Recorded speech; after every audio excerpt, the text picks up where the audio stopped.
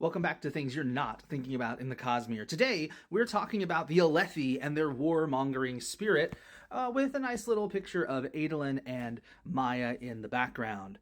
Now, what we're looking for is the reason for why the Alethi are the warmongers that they are.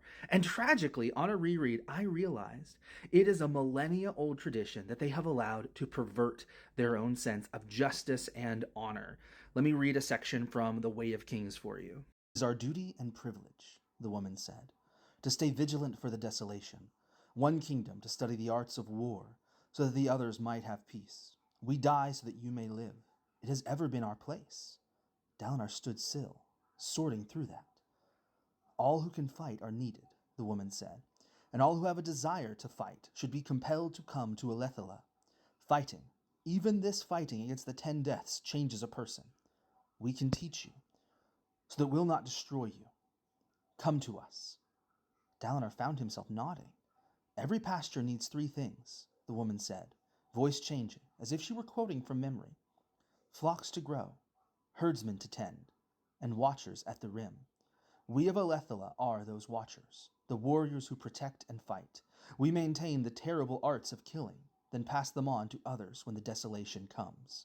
So we can see here that the Alethila, were those who were supposed to maintain the art of war as a burden, as a curse, as a thing that was meant to protect people.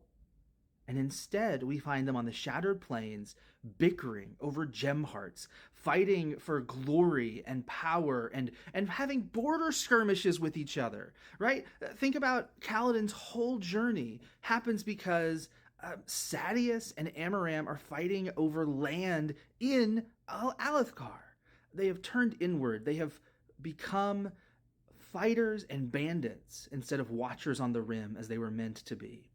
And I think that subtle pushings from Odium are a reason for that. Just like I believe that Odium is part of pushing the Vorin church to create this idea that men needed to become warriors to go and retake the Tranquiline Halls one day as a way to go and retake the galaxy in Odium's army.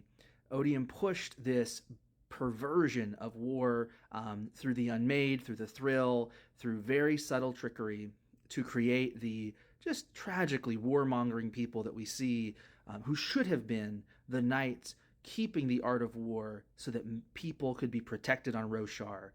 This was a tradition. Remember, Taln held in on Braze for over 4,500 years before another herald died and broke. We'll talk about that in another video. That's pinned at the top of my page if you want big Stormlight 5 theories going on there.